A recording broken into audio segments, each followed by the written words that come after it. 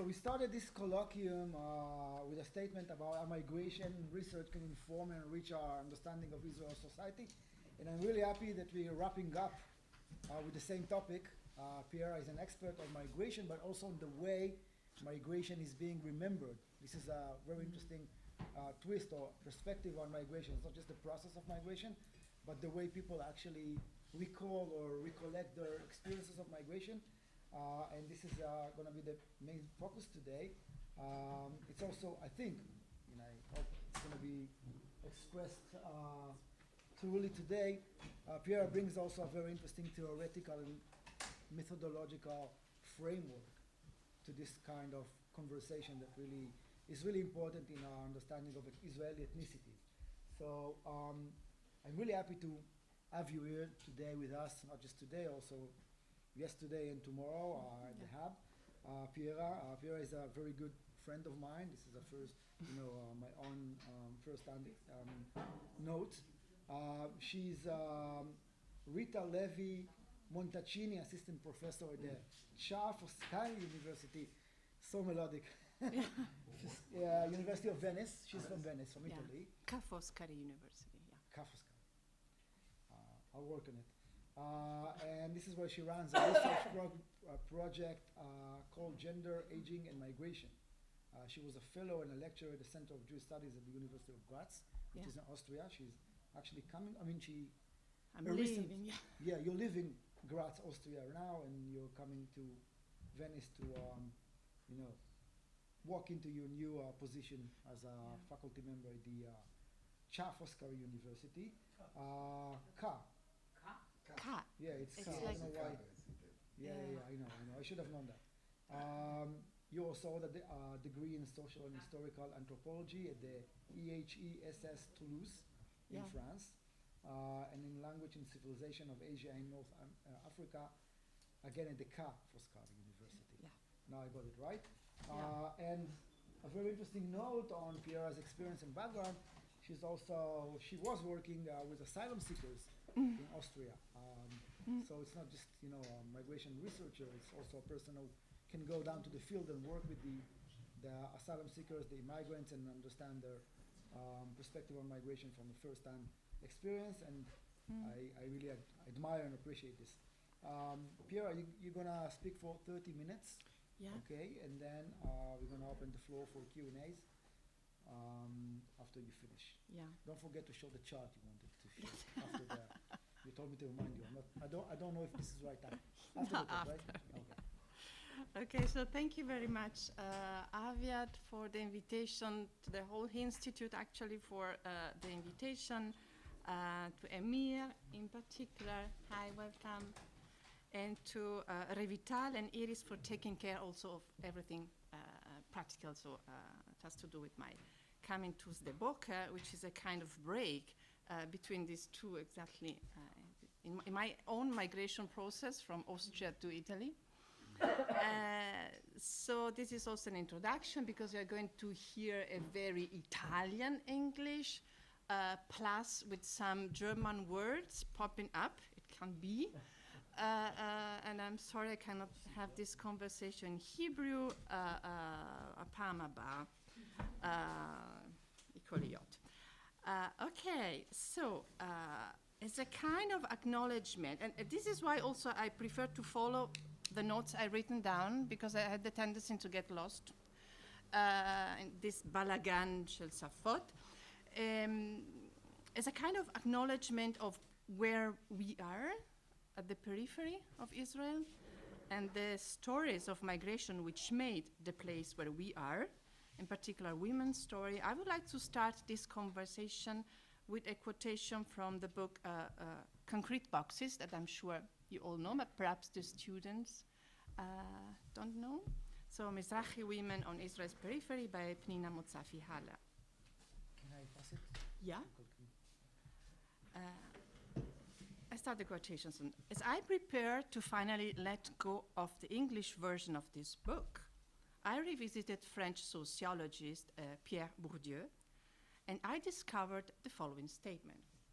Sociology is not worth 1 hour of trouble if its aim is only to discover the strings that move the individuals it observes, if it does not take as its task to restore to men, to people, the meanings of their actions. Concrete boxes, concludes Mozafi Hala, is an attempt to such restoration. I choose to start this conversation by quoting these lines because they deeply resonate with my own research on recollections by and about Jewish migrations from the MENA region, so Middle East and North Africa, during the second half of the 20th century. So I've been working on memories of Jews from Libya in my PhD, and more recently on memories of migration from several countries in the MENA region towards Italy. So the connection with Israel is that, as in this first of map that I show, I think virtually last year, is the story of a lady from Rina, a lady from Tripoli, who moved to Israel in 1948 with the Aliyah Bet. It's a very, it fits very well into the grand narrative of that times. But I discovered in Rina's story, in the way Rina told her story, that there are many, many layers behind the story that we can label under very grand narratives, yeah. So this is the starting point, so a very classical story of arrival to Israel, which actually made me question, okay, but how can we read more deeply these stories?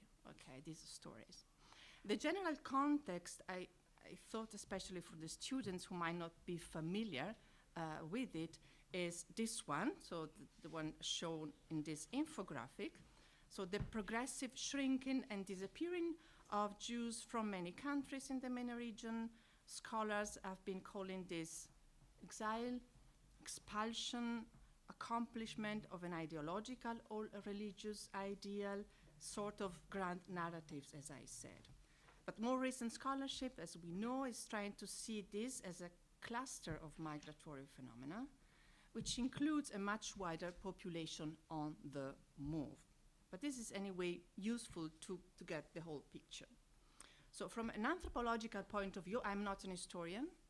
For me, the question is one of representation.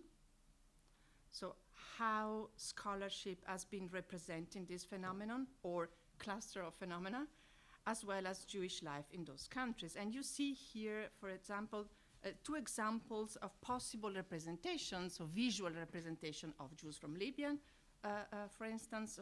So were Jews in Libya the traders at the Ghanaian market or the spectators at a Maccabi football match? Although I prefer this picture, I must say. But anyway, they were, of course, both, yeah. That's Tripoli. Yeah, this is Tripoli. It's a Maccabi match, the 6th of August, 1950, Vecchi against Giovani, so the old ones against the young ones. It was a football match in Tripoli, and the ladies are spectators, okay.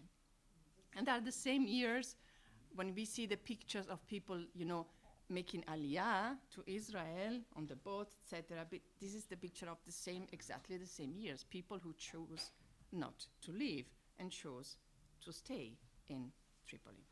Okay, this was an example of the question of representation, also visual representation. So can we possibly enrich these representations and add more layers of interpretation?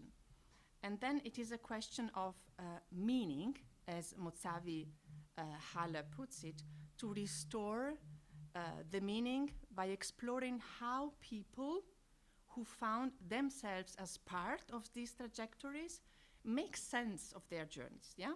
How they recall it, how they recall this process several years afterwards. And in order to do that, I turned to creative forms of mapping, as I will explain a little bit later. So I don't know if you are already curious to know more about these maps. Otherwise, we can keep them for the end. So this is a podcast. The less visual, perhaps, of the maps, and I'm going to talk about that this morning. Then we have a digital visualization, which I made based on a kind of 200 interviews with Jews from Libya, Egypt, Lebanon, Iran, who migrated to Italy between the 40s and 70s, if it works, doesn't it? Needs a little bit of time. זה לוקח זמן. כן. Reload, and it will, anyway. We can so, yeah. You see, then you can actually explore the collection by gender, home community, which identity documents people had, the year of settlement, the place of departure, and so on. And these are also charts which actually put all the data together. I've just shown you this one because, of course, we all know the story, but this is Egypt, for instance. So the parents' countries of origin and the grandparents' countries of origin. And you see, how, as we know, Jews in Egypt were an extremely heterogeneous community. This is just to give you an example, but we can go back to that later. Then we have a more creative form of mapping. This is an embroidered map on a handkerchief, a digital storyboard, when you can as well follow the story of the lady. Rina's map, and you have it also here in analogical format, and the original storyboard from where the digital was then taken. This is just to give you an example of the outputs of this research creation collaboration.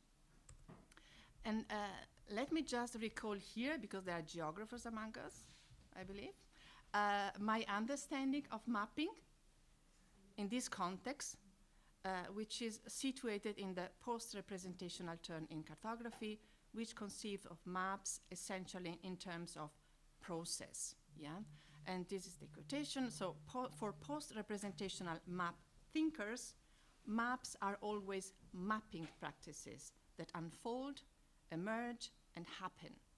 Thus, they are thought of and experienced as processes. And this is the way in which I see maps in my context.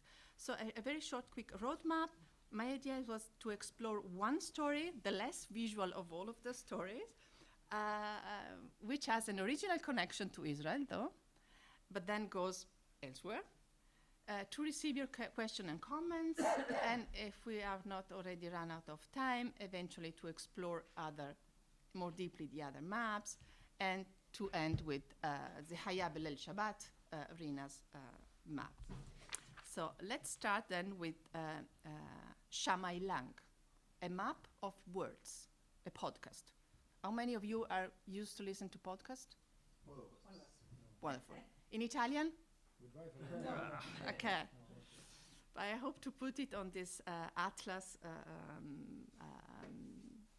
website for when you can have original podcasts with English subtitles, but in the future. So, whenever there were people around him, my father would start to narrate, and there were always new details and new stories I never heard before. I don't know whether these were new recollections or whether he changed a little bit of the previous version of the facts every time.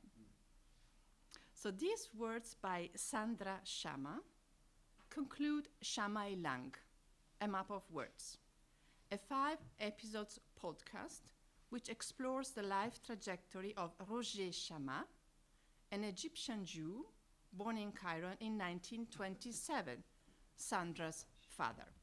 And here it was broadcasted on the Italian national radio, Radio 3, on a specific platform for podcast, Tre Soldi. And keep in mind that it has an audience of an average of 100,000 audience per day. Okay, so it was quite incredible to have this story into this platform. But it happens, it can happen. And just to give you an idea of how it works, so the podcast, which is unfortunately only in Italian. So the structure is, as you see here, each episode starts with a description, because podcasts are amazing for visualizing as well, with a description of a picture from Roget's album. So it follows actually Roget's narrative, the interview he gave to the CEDEC Foundation in Milan, a foundation for Jewish, contemporary Italian Jewish history. So it maps, actually the podcast maps his recollections. And each episode features, as you see here with the participation, several contributors, experts. In this case, experts from the history of Afghanistan, business history, an Italian journalist, because we started actually to make the podcast when the international troops withdrew from Afghanistan. So we had also this connection with the present. Yeah, this is a little bit how the podcast is structured. But why Roget's story? Because although I met Roget only virtually through a video interview, I could experience the fascination of his storytelling art, his arte affabulatoria, as we would say in Italian, yeah? As he recalled his trajectory between Egypt, France, Italy, Pakistan, Afghanistan, and many other parts of the world. Here represented in the digital visualization I showed you at the beginning. So this is the first actual trajectory, and then all the other trajectories of Roget, and here you have the different trips. Roget's story, however, was not only fascinating. Roget's story was equally unpredictable, irreducible, always moving, like many of the about 200 testimonies collected among Jews from the Middle East and North Africa who settled in Italy. And here you have the general overview. Okay, it's not the chronological overview because they are all together. The process took place between the 40s and the late 70s, okay? But here at least you have an overview of all the trajectories, yeah. This visualization shows the whole collection. It says less, however, about the complexity, heterogeneity, contradiction embedded in recollections of each story, in the performances of memories, which is precisely the knowledge that I tried to attain. And the crucial question inspiring the research creation practices, so the creative mapping, is actually the following. So is there a way to reconcile the fragment and the whole? It seemed to me that the idea or the metaphor of the deep mapping was particularly suitable for this kind of challenging knowledge, to hold the whole journey and its single unpredictable bends and turning points. And here you have the definition of the metaphor. I wonder if somebody would like to read aloud. Can you say it? Paula? Yeah. Thank you. We came up with a hop-off tourist bus metaphor to clarify the difference between the deep maps and the spatial Yeah. spatial narrative, like spatial. Spatial. Should we vote? Space. James? Thank you. Spatial. Okay. Between deep maps and spatial narratives like a tourist bus, a spatial narrative takes you to pre-selected locations and evidence, while a deep map experience begins when you step off the bus and begin to explore data more deeply. Thank you very much, Paula. So, but how to transform this metaphor? So an experience that begins when you step off the bus and begin to explore data more deeply into a concrete map or into a concrete mapping practices? How can we store mobilities given their nature of mobile stories? So inspired by creative and sensitive approaches to mapping in the context of life stories representation, I'm not going to explore that more, I invited different professionals, and it's important to me at least to let you meet their faces, to work together, to explore more deeply to which extent the form of the map, so whether creative, deep, or thick, fit the knowledge, complex, diverse, or contradictory, embedded in the life stories of MENA Jews. In this sense, Shammai Lang is a collaborative attempt, and here you see all the people that took part in that, including the daughters of Roger, which was also an important, so a crucial part of the work, to creatively map the story of Roger Chamin and to connect the dots of his life trajectory across different cultural milieux, multiple identities and scales. And what I hope to show is how research creation offer a stimulating environment for training, in the words of sociologist Les Bach, our art of listening. That is, an imaginative attention that takes notice of what might be at stake in the story itself and how its small details and events connect to larger sets of public issues. The fragment and the whole. Which is nothing new, you might say. It is the sociological imagination by Wright Mills, or the microhistory practice. And yet it was the environment, hi, welcome. The environment of research creation, that is the combination of creative and academic research practices that help me tuning my own ears to the questions of others and to take them into account seriously. So research creation seen as an approach to research that combines creative and academic research practices and supports the development of knowledge and innovation through artistic expression, scholarly investigation, and experimentation. Yeah.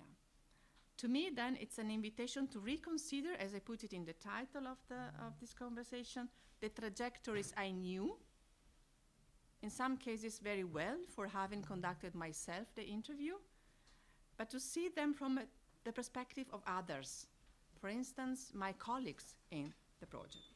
But let's start with Roger. So Roger was born in Cairo in 1927 to a Jewish family of Syrian origins who had moved from Aleppo to Cairo following the economic boom generated by the opening of the Suez Canal in 1869. The family had held Italian passports. They were residents of Leghorn, although they never set foot in Italy. We know it, the story. But for the students, I say it's probably as a result of the expulsion of Jews from the Iberian Peninsula in the 15th century and the creation of the Sephardic diaspora across the Mediterranean, Leghorn being a vibrant center of this diaspora. So this might be the connection, yeah?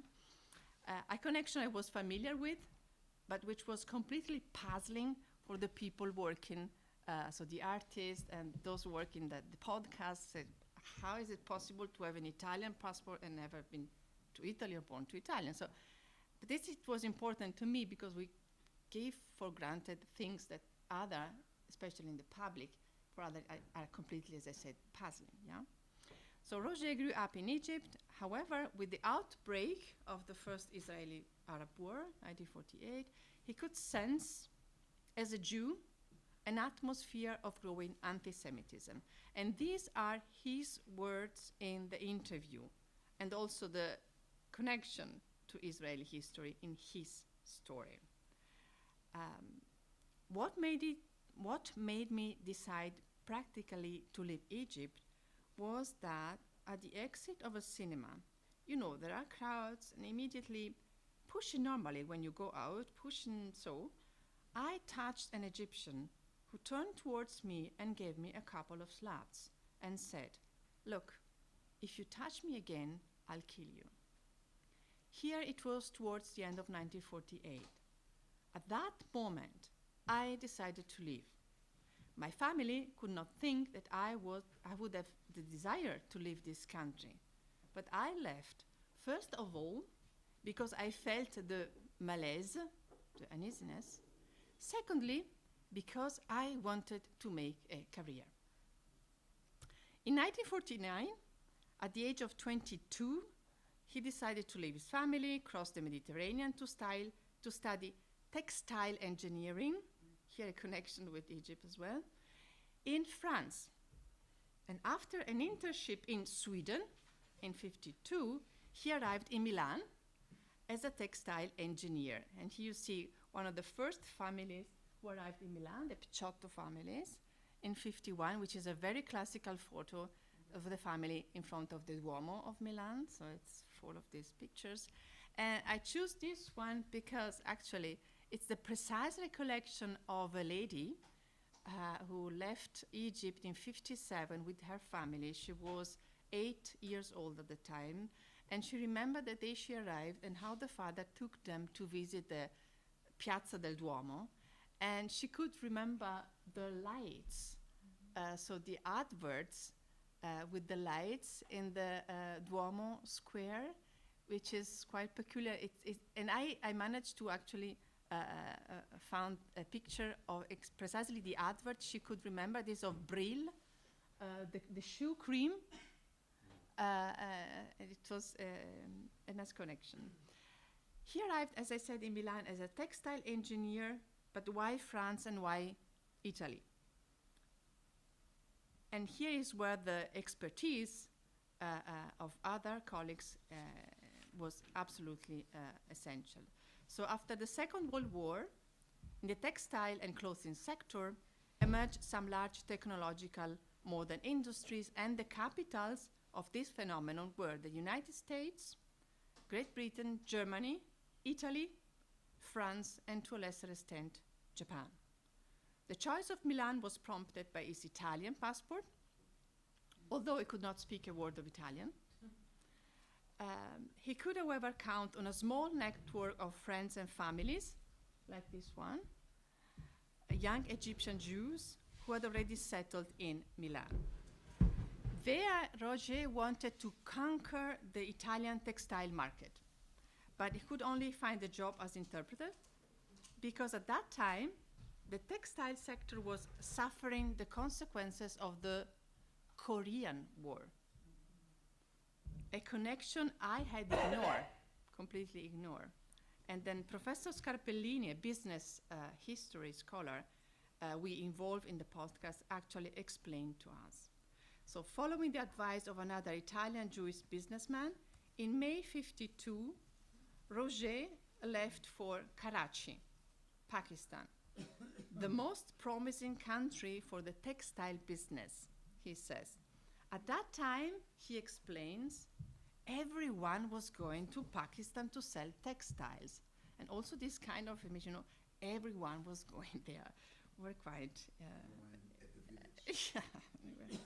However, the business did not take off, competition was too high, and it became clear to Roger that Afghanistan was the right place to go.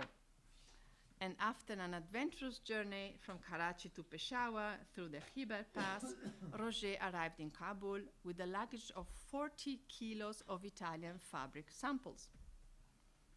Once there, he could not find a free room in the hotel, but some Italian guests spotted him at the reception and recognized him as Italian, he says. One of them, a man from Napoli, you can guess which one of the two, offered to share his room with Roger and invited him to share a meal of fettuccine he had prepared for himself in his hotel room. A sort, of Italian connection. So at that point, in 1953, Roger had learned to speak Italian during the months he had spent in Italy. He had an Italian passport, enough to cause a sort of Italian solidarity. The next day, as he entered the caravanserai to introduce himself and the 40 kilos of Italian textile, he met a man dressed with the Burberry and a Borsalino hat. "What are you doing here?" asked the man. "I'm here to sell Italian textiles," replied Roger. And the man asked him, "Where are you going to celebrate the Seder tonight?" Leaving Roger speechless. The man was Mr. Shaban, the president of the Jewish community in Kabul. Shaban had recognized Roger as a Jew, and later, because of his Jewishness, Mr. Shaban entrusted him with a large commission, a deal that would have changed Roger's career forever. Shaban asked Roger to import Ital Viscosa yarns from Italy to Afghanistan. Viscose, also known as synthetic silk, was in high demand to produce female clothing, especially chadors. Italy and the Ital Viscosa company was one of the major countries producing this textile fiber, as explained to us Professor Scarpellini. And on this successful commission, Roger built a prosperous career. So starting... We have 2 more minutes. 2 more minutes? Make it, yeah. Okay. Started in 1959, so under the Italian ambassador of Kabul, Who negotiated with it? Roger became the de facto agent, importer, and mediator of many Italian products and companies in Afghanistan, from the tie to the tractor, he says. And here you see him at the reception of the Italian embassy in Kabul. He could speak the language fluently, he says. What language? Okay. Which that's of Okay. And in a system based on letters of credit, Hawala, he could travel across the country and abroad without an Afghani in his pockets, he said. As a result of a car accident back in Cairo, Roger limped. And because of this, he says, everywhere in Afghanistan he was known as Shama il-Lang, Shama, the lame, the title of the podcast. Until everything collapsed. Why?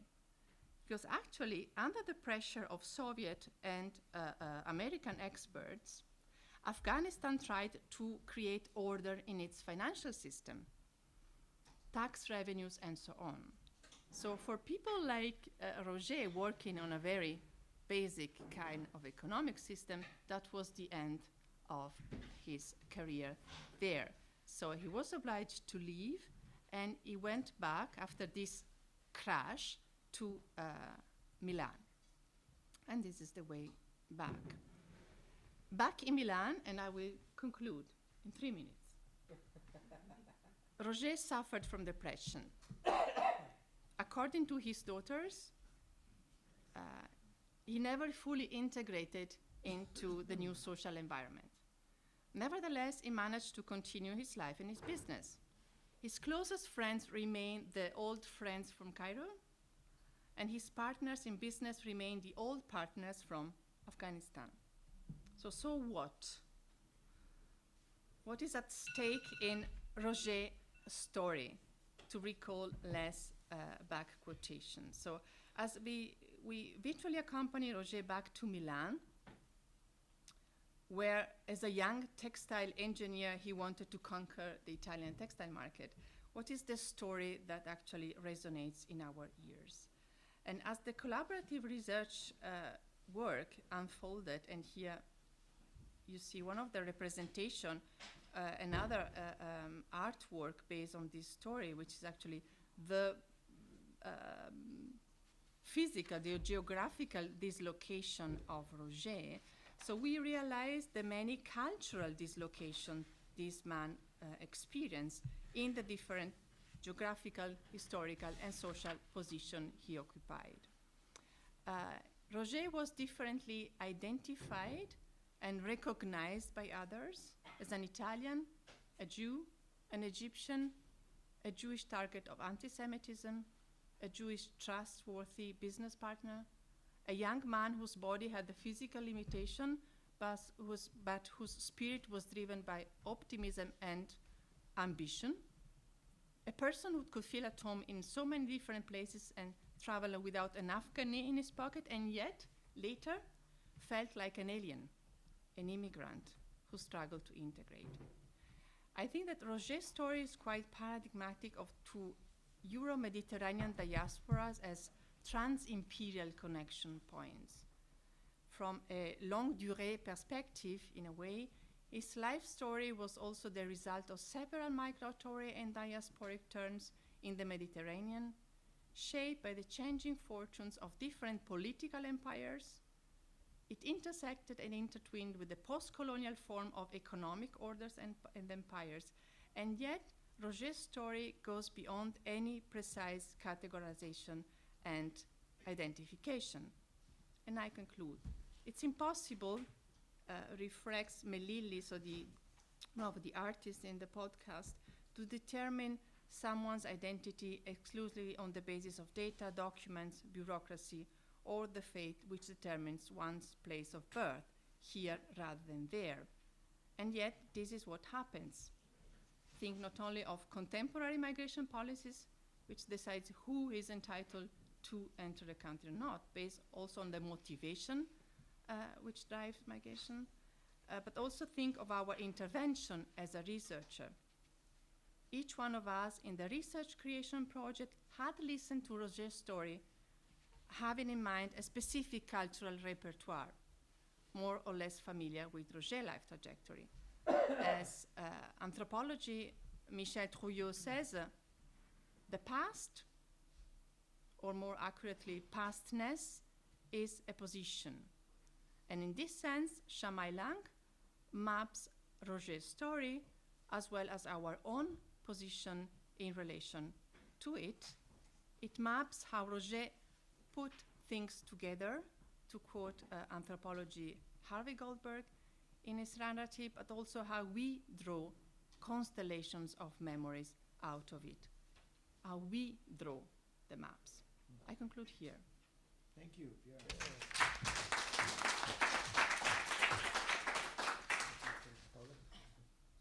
We say in Sephardic intonation, Chazak u'Baruch. Wonderful. We're going to open the floor for Q&As. We have already two people who want to ask you. One of them is Professor Kobi Peled, faculty member here, and the other one is Professor Paula Kabbalah. So Kobi, you can go first. Maybe you can, you know what, I already introduced you, so you don't need to. Just ask the question. Better, I can see you. So much. I thought of several things. First of all, it seems to me that the use of creative art is a great means of sharpening your views and opening new paths for rethinking what we seem to think that is already known, and a combination of business historians with artists. And I mean, it seems like a good means to open your ears to hear things that perhaps alone you wouldn't have heard.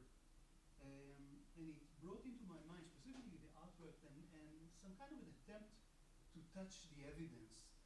It's all about representation and about the story and the art. And I thought of a refugee, ספינת מעפילים, a ship called Chaim Arlozorov. I don't know if you are familiar with the story of this ship who made a tremendous journey until it reached Haifa in February 47, and after a fight with the British, it sunk. And for a while it was there, and the people from Bat Galim neighborhood took some furniture, and still today it is possible to snorkel, swim without balloons, and see the ship underground. And this is an amazing experience. Reminded me a little bit of the attempt to get a true sense of the story of the journey. So we have words, we have photographs, we have all sorts of documents, but you can swim in the sea and see the boat itself, what was left of the boat. But I have two questions. Yeah. You said you interviewed 200 people also, and this story is just one story. Is it enough, in a sense, or how do you make, as you ask, so what? How do you make the larger questions of the journey and the movement through those narratives? Because it's not only, you know, the individual narrative with its peculiarities, as you said, it's a larger historical movement. So what is your method here? Is it an analysis of those stories, of those representations, in order to grasp how people represent those tremendous journeys that they make? How do you get into a better understanding of the larger historical picture? Maybe a comparison between the stories, the differences is enough. Maybe other methodologies are being used. And another thing that I thought, another perspective that I would add here, we all tell stories, right? And we all have all sorts of journeys that we're not stuck in one place. And I thought that perhaps those stories, you know, and those representations, and specifically I thought about it when you presented the photograph. The photograph is just a moment, a well-designed moment. Does it really represent? What does it represent? It's not necessarily the reality of him being in business relation and social relations with those people. It's an attempt to present a certain image which is not necessarily a true representation of the reality of his relations with them, and also the story in general. I mean, we tell the story, we like it to be a narrative, there is drama, there's movement, and then you ask yourself, and maybe even the maps, although the maps, I mean, maybe all these items should be studied in terms of what the people want to show, and not necessarily of the reality of the journeys, but I mean, those representations of the stories, sometimes they seem to be, specifically with photography, some kind of a lie, if I may add this word here. I know it's a harsh word, but when I take a look at photographs, I'm always curious, who took the photograph? What was going on before it was taken? What kind of representation is this photograph? Just a few questions about it. Great questions. Paula. So I'll echo We're going to take, yeah, just we're explain, taking a couple. trade at a time, and then we're going to do that. Which in this time is good, because I think Kobe started raising something that I kind of want to follow up. Yeah. So maybe I'll put it in a very blunt way. Is this a qualitative or a quantitative research? Right? What kind of research is it, or what do you? Clearly it could be both, right? Or definitely it's a combination of both. But then clearly also the questions differ, I guess. So to what extent do you consider your study, your work, your bigger work, as fitting into the qualitative and the quantitative one? And if I want to elaborate on that, one of the things I look at communities, and one of the things that I look at is how communities that have to do with specific location, neighborhood communities. Okay, now most of the neighborhood communities that I look at are consisted from people who came from another place. In some cases, the neighborhoods are community structures of people who came from many different other places. And one of the things that I have been raised, one of the assumptions that people that I interviewed or shared my findings with have posted on my table, and I don't have an answer on it, I would like to know your answer, don't have an answer yet, is do I see a difference of how people deal with transitions, struggles, networks, community organizing based on their geographical trajectory? Meaning, could it be that this community is acting as it is because it has a legacy of a certain country of origin versus another legacy of people, or, I mean, does geography matter when it comes to being able to put together something new? That other thing that will create identification, and so So I wonder what you think. I did find differences between groups of people who relate to a certain country of origin, and that defines them very strongly, even 3 or 4 generations later, versus others who less. So I wonder. Last thing, and I promise last remark, just something that we might want to talk about later. I couldn't resist from thinking about myself.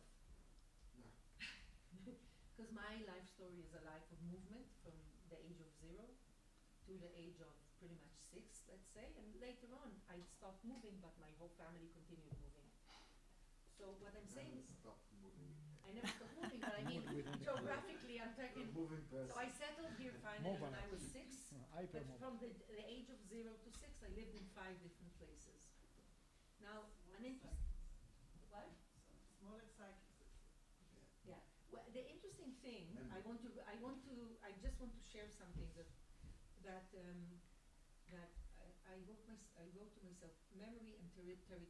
So one of the things that I think, maybe I'm wrong, is that when you move from one place to the other in a younger age, your memory has to do with memory has to do with images, plus photos. Some of them are real images, or some of them are in our memory and some of them are from photos. But the fact that our memories, our experiences are related to visuals that differ from country to country, and the fact that there is an objective truth of where I lived when I was this age and that age and that age, in fact, it gives me a better chance to reconstruct my early past in more details. So I just wonder if this comes out at all when you try to reconstruct the trajectories. And the fact that people move from many places, they can actually they can say in quite a high level of accuracy that what they did here is what they did in that place. It's just a thought about the connection between memory and territory. and territory.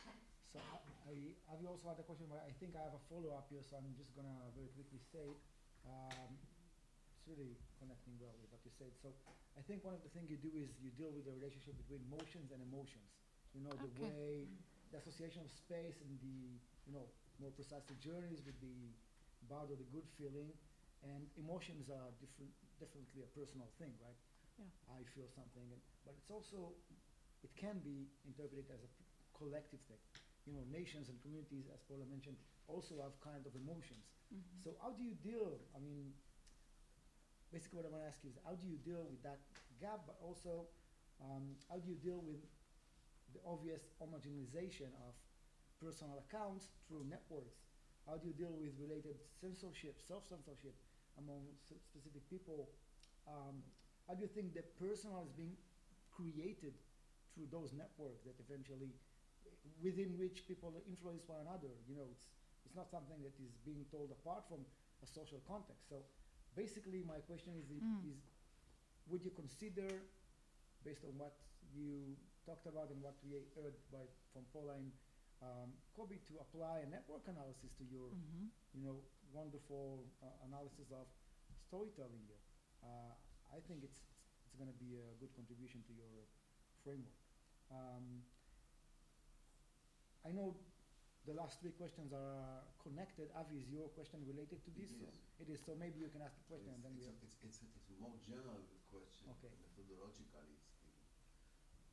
I guess the broad definition of your research is anthropology. It's an anthropological research. And I know, so I have a larger question in the direction of Paula's. We are all educated and educating our students to ask questions. After initial exposure to data, we strive to be able to ask questions, causal questions, preferably.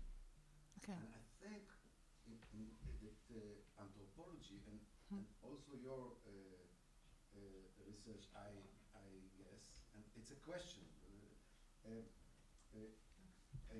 deliberately avoid asking questions, letting yourself be adopting an intentional passive attitude towards the data, letting yourself be impressed, but not doing the active act of asking. Because I was wondering, what is the purpose in terms of questioning of this tracking the rules of people of the people's moving? Is it deliberately? Are you deliberately confining yourself to be to be impressed, or to be affected by what you find in your conversation and observations, or do you also in what stage you begin to ask questions, ask causal questions? May I start from this one? Of course. It's definitely another approach. I said I'm not an historian. So the question is, I specifically said all the, maybe I will stress it, I think all the social sciences, and also the humanities are on one side, and I think anthropology is on the other. It's different. the question central is, what is the sense, okay? What is the sense people make, give, assign to their story, identity, trajectory, and so on? What do they say about it? And what sparked really my interest, and again around Rena's story, was that it is, I think, Georges Bensoussan, who said we cannot rely on oral sources because they are unreliable, okay? We need data, archives, and so on. We know, I'm talking with. Yeah. I said, okay, but how can we find a way to give back people the possibility to tell their own story? For instance, to investigate identity, and this is what I tried to do with Libyan Jews, not asking the question, who are you, Libyan Jew? Who is a Libyan Jew? Okay, letting people talk about their story. And I could detect, but it's not my invention, of course, I could detect the deep relation between identity and place. So putting the question of where have you been growing, where were the place that we are used to go to live, and so on. So the question of place is also a question of identity, okay? It's different as the question that the photo, the picture I showed at the beginning. Were you living in Garian, or were you living in Corso Vittorio in Tripoli? Because this makes the difference between who they consider themselves to be or to have been, okay? So the question, however, at the core of it's what is the sense that people make? What do they say about their own trajectories? Being open to accept, this is true, they can tell their story in very different way, even in ways that I wouldn't be so perhaps happy to hear, or I would prefer a more critical approach to it. So when I met Rina, this is really Aliyah Beit, a group of young people coming through Israel, full, spirit, pioneer spirit. But then, when you listen to her, it's a story also how she, by chance, met her love, Joseph, in Rome. So it's more than just a story of I went to Israel in order to accomplish my ideals. She never gives a clear explanation of the why did she leave eventually Tripoli. But the way she tells the story, I think this goes in more deeply layers of signification. What she decided to tell me at that point, at that time, as you said, it's a photograph. Even the interview, it's a photograph, a kind of snapshot of that moment, okay? So we have to take it as any other document, as framing that precise moment, in that case, the moment of the interview. So I'm not saying that, I'm not addressing the question. Of course, it was crucial to have, in particular, in the story of Roger, the collaborative aspect, because I couldn't make sense of his words and then to ask him why.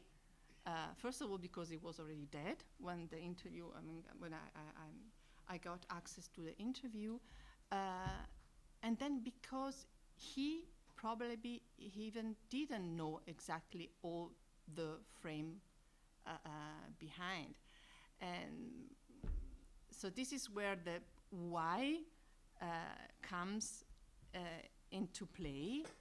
But my first question is, can we come, is it possible to get closer to the sense? It's a question of meaning, precisely a question of meaning, which interests me. And I can show you another example, but it's not that I'm refraining from asking questions, but my questions are different. And if I answer your question, I'm not sure. Anyway, yeah, it is. I mean, and I think it's the different questions that make the picture larger and wider. So I rely upon the works of historians. It's, of course, in order to contextualize their stories in the context. Yeah. I mean, in order to contextualize and to, Well, yeah. Not always. Sometimes No. we see anthropologists who don't. No, it's essential. And it's not only that, because that came especially with Libya. Because we see Libyan Jews as a kind of concrete box, separate from the environment. What about the Italians? What about the Maltese? So when we look at this, and this is the limitation of this in particular, I think, we should add, but of course I cannot do it alone, we should add here the trajectories of the non-Jews, okay? But this is, okay, but it's not always so, especially, seen from non-Jewish study scholar. So it's difficult to get accepted into conferences or into a discussion with scholars doing post-colonial Italian studies. Is it okay? What's the matter with the Jews then in Tripoli? So you have to demonstrate that the story of the Jews in Libya is highly connected. It's an integral part of the story of the post-colonial Libya. Why? You have to demonstrate it. So,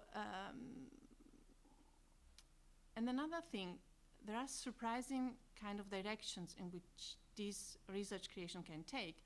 And one was, for instance, I was asked, whose memory are you mapping here? Because, for the daughters told me, we discovered our father. So thanks to this connection, to this widening that you did in the research project, we came to know better our own story.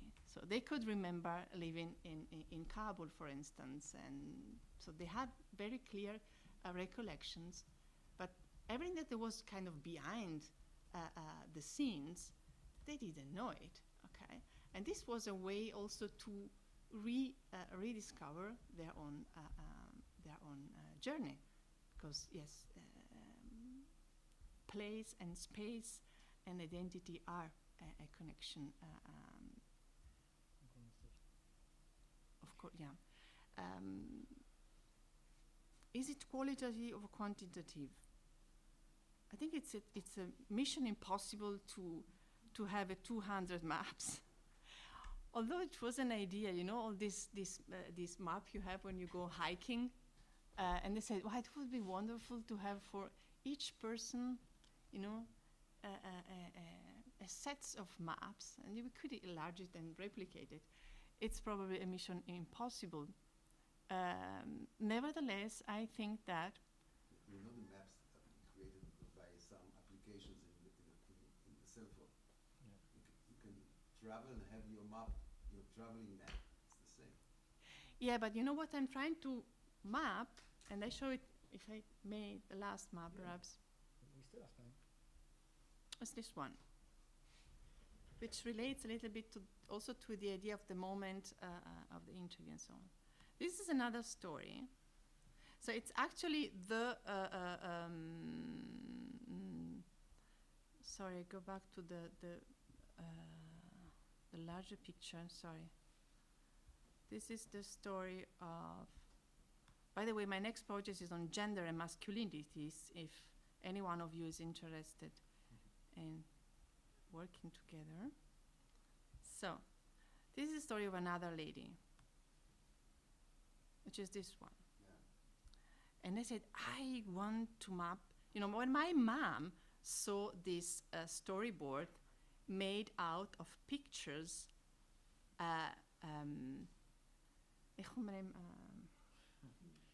valise,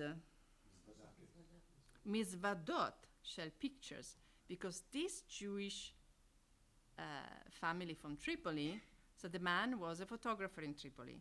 And since they didn't left, so they left in 67 in a hurry, but then the lady in September 67, she went back and she collect from her house many things, among which mizvadot shell pictures.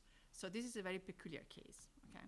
Anyway, I said to the artist, I want to have a story, the whole story of this person. And she prepared this storyboard.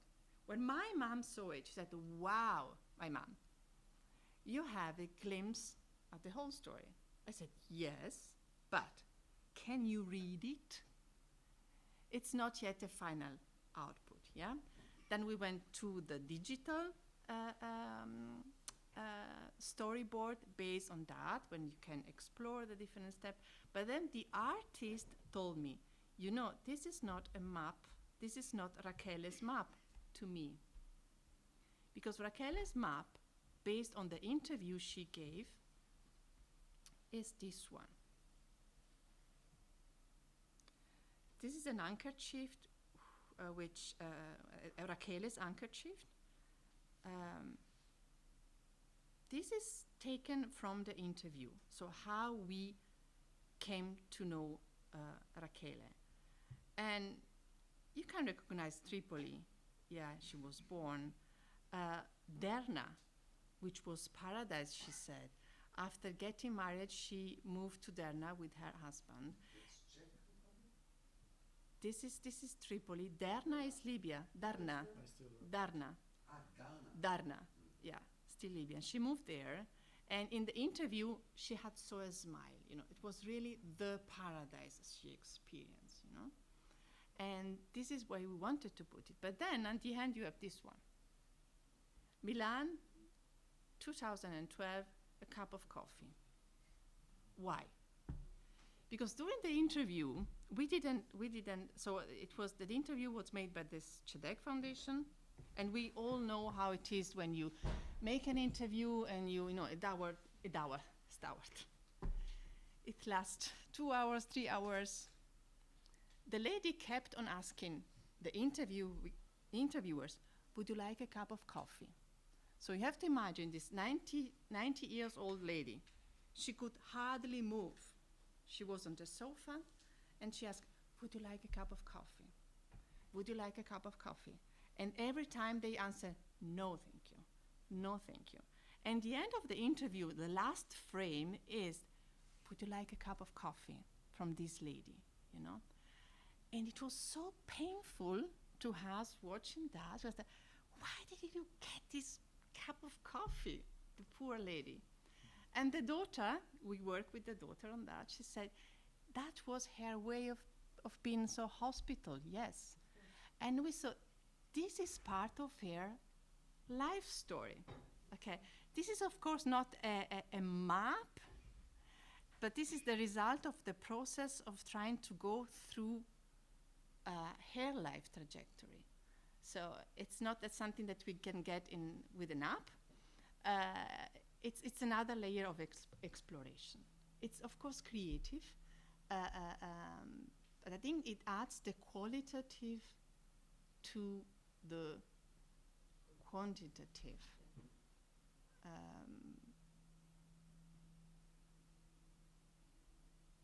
Is it enough? No. I mean, it's never enough, I think. But this idea of really trying to restore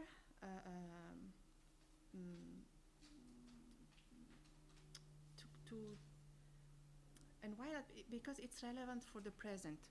So when I say when people make sense of their life trajectory in a certain way, it was important. For instance, the people collaborating in the research project, they were said, we don't know anything about it.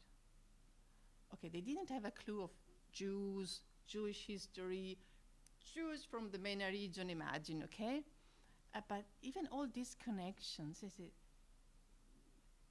this is why it's important to work with people who are not from our own kind of environment, because you discover that, yeah, actually it is. Because on the same base of motivation, what was the motivation of Roger? Yes, he suffered this anti-Semitic accident, but then he says clearly, I wanted to make a career. So it was ambition who actually moved him. Nowadays, he would be an illegal person in Italy. So this is also our perspective from a European point of view. A what person? An illegal. Illegal. Yeah. People want to come to Italy because they have an ambition, they want to make a career. They need permit. Okay.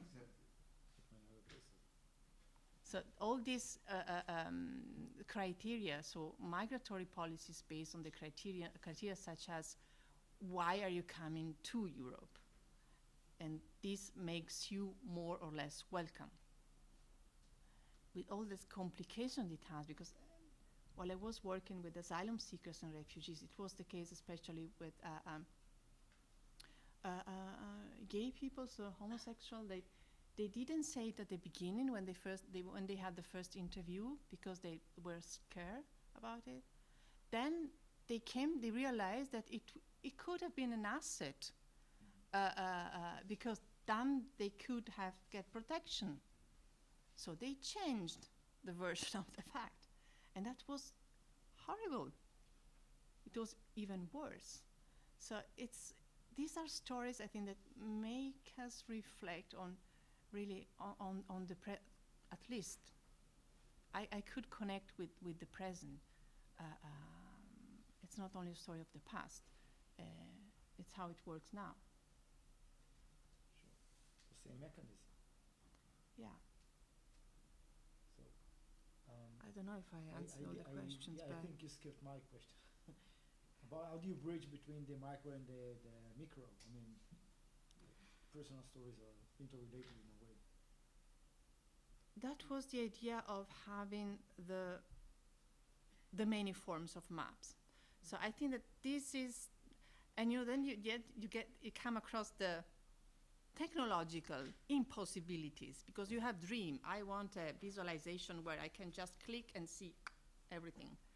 But then you are limited from money, from budget, from technological solution as well. But my idea of about those maps was to have them in one single room. To have the handkerchief, which for me is really to touch the deepest kind of moment of this research, at the center, and then to have the other ones kind of mirror each other. I think it's only through the combination of these different perspectives that we can go deeper into both, I think, qualitative and quantitative also question.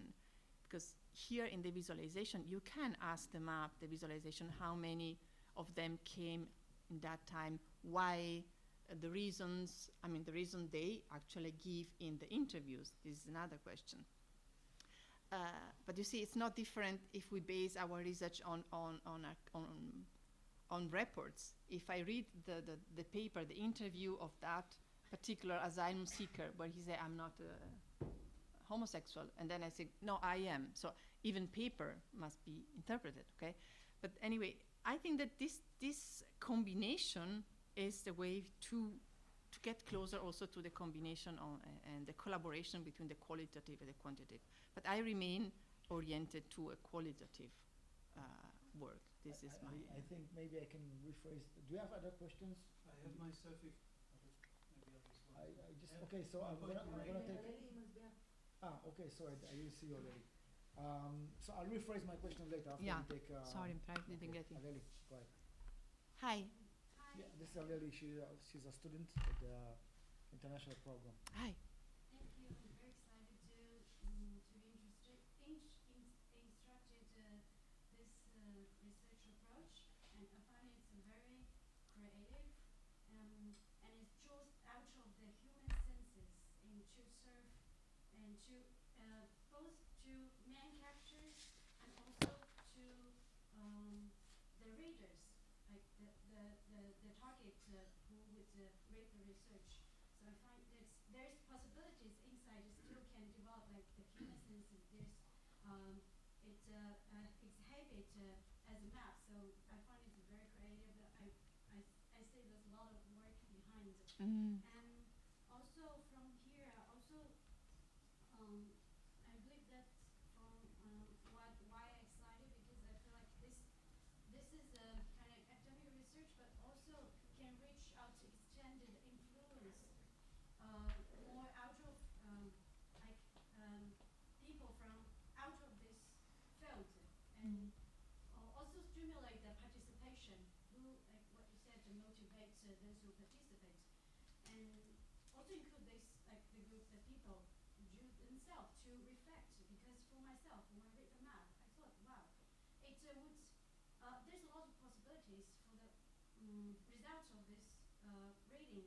It could, it depends on people. I could raise a creative question, but also can reflect on myself. How I can draw my own map, and in my research, how can can give me ideas. So I saw a lot of possibilities in this creation, and that's what I'm excited. My question is, what's the challenging when you do the research? What the headache? Because there's a lot of work. I think there's a lot of resources behind this research. So this is my what I Great. want to know. Thank you.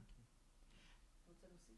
I can just probably add another layer to my question. And maybe what you can ask is what is collective memory, and what is it made out of? Is it a metaphor for, let's say, imposed forms of memorialization that are being imposed by community leaders, by sometimes national leaders? I can take the Faroud, for example. I remember talking to someone at the Faroud in Iraq, Yeah. the pogroms. 41. In 41, exactly. And I heard people in my own family, my wife's family, talking about the Faroud as one of the most important event that drove rhythm out of Iraq. I mean, that was the main reason for their migration. But then I realized that they weren't born when the Faroud happened.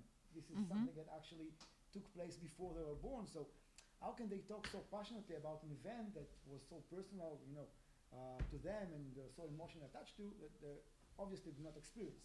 So maybe this is something that you should ask yourself if you want to contextualize those personal memories. And We experienced it And- during the Shafiq Adas yeah, but execution. sometimes I think you attach historical meaning to something that was really, I mean, sometimes the people were just like 2 years old when the Shafiq, event happened, and they just remember the Faroud because it was, People It's combine right. events. recollected or exactly. Integrate events, Yeah. Yeah. I think. Kobe. Yeah, I think that I can identify with your wish to get closer to the story, to get a true sense of the story, and the Mendili is one such example. And also you stated that you have this question of what kind of a meaning do they attribute to their journeys, following Bourdieu and those quotes. This is a real question, and the first wish is a real attempt. I believe that anthropologists, like any other scientists, should and indeed do ask questions. But it seems to me that I would encourage you, and I don't think it contradicts your motivations as presented here, to say more about this meaning. So we would ask, following your own question, so what? I would ask one possible question is, so what is the meaning that these kinds of people, let's say Jews who lived in Tripoli, attribute to their journeys at a specific moment, the moment that you conduct the interview, the moment that you make the project, and then you could come up with an answer that is beyond the thick description, that is something that you could say about a certain social group, and then you may also say something about social life. It is not impossible to do it, and you could also ask what does that meaning that comes from their stories as presented say about them as a group of people, or say about the moment that you study. To give you very short examples of these. An example taken from the story of the Holocaust. At a certain moment, in 46 or 47, a person was interviewed about the experience, and the experience is a horrible experience, but it happened that there was a row of people, and the person tells the story that the Nazis, they pick the people for a certain job, and this is the moment to remain alive, and he wants to stay with his father, and the father pushes him as if forward, and this is how the person is saved. But this is the story that was recorded in the late 80s or early 90s, when people went back to the interviews of the same person, same event, done 40 years earlier. The story was a bit different. Actually, he wanted to move forward, and the father held him back. Don't leave me alone. And he had to depart from the father. I don't know which story is true, but contradiction between the stories being asked in two different points of view, the same story, and it is meaningful in the sense that how do I make sense of my story, your question. Another very short example, excuse me for this, I interviewed once a person from Kibbutz Yad Mordechai, one of the defenders of the community in 48 against the Egyptian army, and I got the story, life stories. Of course, life story research is a whole field with methodologies, etc. And the interesting thing for me was at that point that I got the story of we did and we built, and the story of doing things. And then, almost accidentally, when the interview ended after 3 or 4 hours, I asked him, now at this point of your life, you're quite old. He continued to live almost 15 years later. He died when he was 97. I thought he was making his calculations, and I asked him, excuse me for asking this, but is there any summary? A bit rude to ask. And then I got the real story. And the real story was going against the we did and we built, or with it, but in a different way, telling me the stories of the miseries, the personal sufferings. So, It's you know, story. It's not the real story, it's another story. Another story, but maybe a deeper story. The story that hid behind the story. I agree with you. So, you know, there's lots of things to say, and I encourage you to state them as things that you study or learn about the meaning people attribute to their stories. It's very meaningful about them, about the moment that they live, and about the whole period. In this case, the story of building and doing, etc., is just one layer. The story of the private suffering, of course, it's a later story, but it was always there. It's very contextual.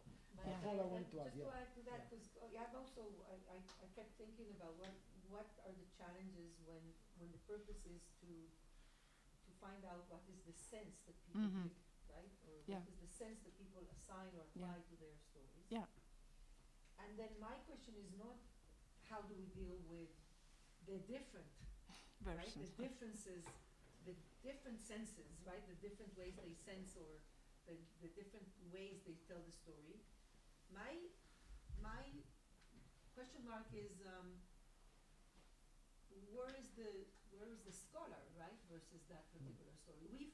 We historians, we deal with that all the time. I mean, our major challenge when we interview people, we always interview people about things that if we interview them about things that happened in the past.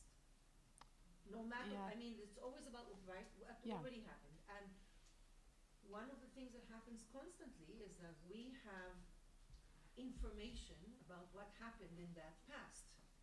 And then the people come and tell a story that we know could not be, like the Faroon. It doesn't fit the dates, or it doesn't fit the locations. So what does the anthropologist do in that situation? What is the way the anthropologist understands his or her own task vis-a-vis such a situation, such inconsistencies? It should be minimal. It's the why is this person telling the story in this way? I mean, as you said, how can you can't remember the Farood? Of course you can't remember. I was 2 years old. The situation in Milan, to connect with the idea of the territories, where do people come from, and the neighborhood communities. So in Milan you have de facto confederation of Jews coming from Egypt, Iran, Lebanon, Syria, and Libya. And Milan, of course. I mean, And then you have local. people from Milan. You have the local Jews.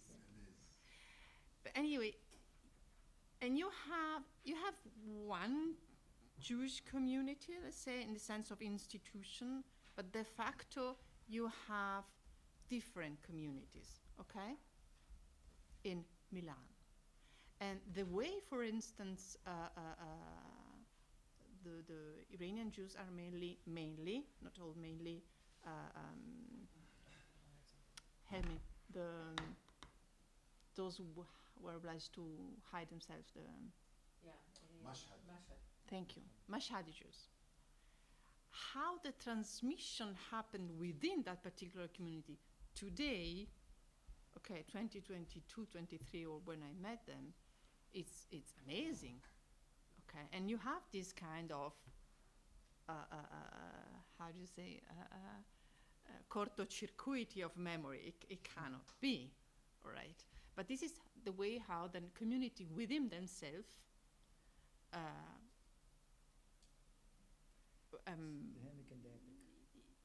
yeah, it's not only that. What they carry on their collective memory, in the sense that they recognize among themselves to be part of the same group. It's a matter of recognition, of course. But where is the scholar then there? It's precisely by asking, why do they do that? I mean, it's not a Jewish thing, the one that we pass on recipes. But why are Libyan Jews insisting in the fact that within the family we have to eat that particular dish at Shabbat? Okay.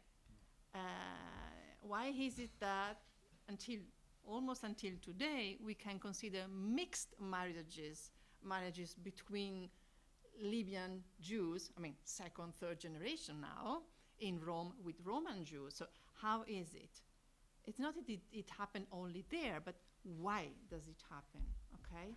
And so I think that the scholar in this case is the one who asks the question of why, and this is interesting. It's not that they do it, many communities do it, but why do they do it at this time in Italy, in this context, for instance?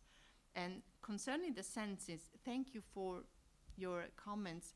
And the idea was precisely that, also to engage the different senses, so to touch the handkerchief, to hear to the podcast, and to see, so the different senses of the audience. And the challenges for me as a scholar is part that, so also to find my place. Let's talk only of this frame of research, creation, collaboration, yeah? Who am I in this collaboration? What I'm supposed to do, to bring, and to be. Let apart the question of that none of these maps are recognized as an academic output when it goes to career, you see? And so how can I translate then again these kind of outputs into more conventional research products, for instance. And there is where I will take the time to explain and to go a little to tackle the question that you said. For instance, it was clear when I work with Libyan Jews, you know, the narrative in Or Yehuda Museum was, we all came, we were all religious, Zionists. Those who remain were only attached to their money. Okay, so okay, this is one of the narratives. Then you get to know those who remain and why they remained, and then is where other stories actually surface. And this is where I can elaborate even in a more classical academic research output, what I found out interviewing those people, but also interviewing those who were precisely in the narrative of, oh, we all came as a religious and Zionists and so on. Yeah, so it's kind of say different contexts which imply also different ways of communicating your research findings. Okay, research creation is a particular. You have to work with artists, for instance, which can be sometimes challenging because we work differently. But to me, you have to work with technicians, and they cannot create something that does not exist. I mean, if it is impossible technological, it is impossible. So there are many challenges. And concerning the scholar in that, for this precise project, I still have to find time to elaborate more on that in a way that would be also and will be also recognized from the academia, let's say. Thank you, Piera. We are out of time. Sorry. Social construction that we must follow precisely on time. If we're gonna, yeah. I'm sure we have many other questions, including what's your story? How you got to this field, but unfortunately we don't have enough time to hear it. תודה רבה על ההזמנה, תודה רבה, זה היה מצוין להיות איתכם. See you next semester. This is the last meeting for this semester, so see you on March next semester. Yeah. Thank you, Gabriel. Thank you. Have a